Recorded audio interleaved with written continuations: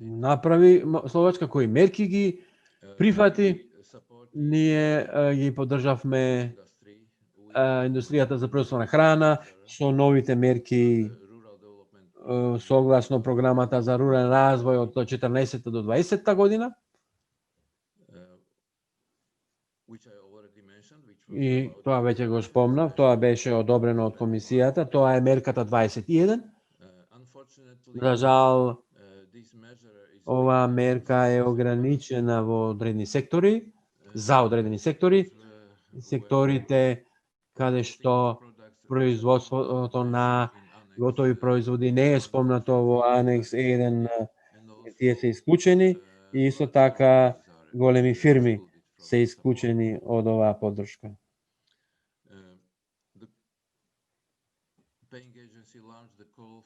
Платежната агенција го спостави тендер за примена на крајот на август и од 20 милиони планирани евра за оваа поддршка, само 7 милиони беа потрошени.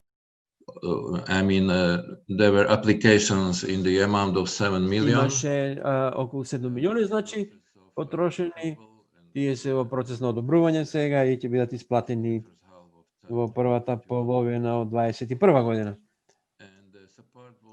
И поддршката беше до 50.000 евра по фирма во зависност од неговиот промет, незиниот промет. Во Словачка исто така и ги поедноставивме вработувањето на сезонски работници,